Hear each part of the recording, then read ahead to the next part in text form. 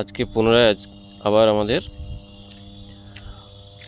কেবল লেইংয়ের কাজ শুরু হয়ে গেছে। কেবল লেইং করার সময় যেগুলো আমাদের মাথায় সব সময় রাখতে হয় যে কেবলের মার্কিংটা একটি ইম্পর্টেন্ট কাজ।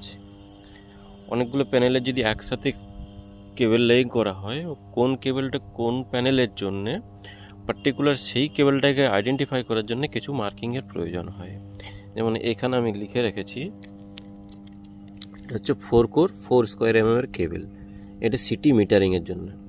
ঠিক আছে, সিটি মিটারিং লিখে রেখেছি পারপাসটা কোন প্যানেলে উঠবে, রামনগর প্যানেলে উঠবে। একটা প্যানেল ফিডার রয়েছে যেটা আমাদের রামনগর নাম, তো রামনগর প্যানেলে সিটি মিটারিংয়ের জন্য 4 কোর 4 কেবলটা। এটা হচ্ছে আমাদের 16 কোর 2.5 স্কোয়ার এর 16 কোরের কেবল।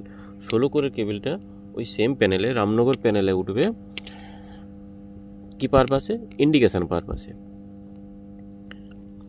নেক্সট সেম প্যানেলে উঠবে রামনগর প্যানেলে, কিন্তু পারপাসটা কি, আইসোলেটর কন্ট্রোল। আইসোলেটর কন্ট্রোলের জন্য রামনগর প্যানেলে 19 কোর 2.5 19 কোরের কেবল আমরা লেইং করব। কেবল লেইং করার সময় কেবলগুলোকে স্ট্রেট করে নিতে হবে, কারণ কেবল ড্রামে যখন রোল করা থাকে কেবলটা খোলার সময় অনেক ব্যান্ড হয়ে যায় এবং সেখানে নট লেগে যাওয়ার একটা চান্স থেকে যায়। সেই কারণে আমাদের কেবলগুলো স্ট্রেট করে নিতে হবে টেনে টেনে। আর মার্কিংটা এমন জায়গায় করতে হবে যে প্যানেলের হাইট অনুযায়ী যতটা হাইট উঠবে, অ্যাকচুয়ালি হচ্ছে যে যেখানে গ্ল্যান্ড হবে, যদি গ্ল্যান্ড করতে যদি আমি আগে লিখে রাখতাম, মার্কিংটা আগে করে রাখতাম, তাহলে গ্ল্যান্ড করার জন্য এখানটা কেটে বাদ হয়ে যেত। যাতে বাদ না হয়ে যায়, সেকেন্ড টাইম যাতে আর লিখতে না হয়, অর্থাৎ মার্কিং করতে না হয়, সেই কারণে এমন একটা জায়গা নিতে হবে যেখানে গ্ল্যান্ড করার পরেও সেই জায়গাটা অক্ষত থাকবে, অর্থাৎ যেখানে গ্ল্যান্ড হবে ঠিক তার আগে লেখাটা থাকবে, সেটা প্যানেলের হাইট অনুযায়ী হবে।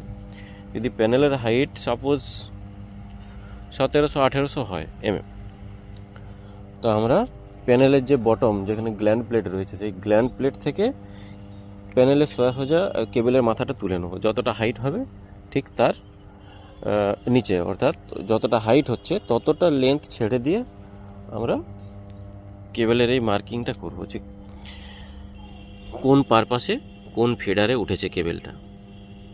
কেমন? আরও অনেকগুলো কেবল পড়বে, সবেমাত্র 3টে হয়েছে, আরও 4টে কেবল পড়বে। CB control, AC DC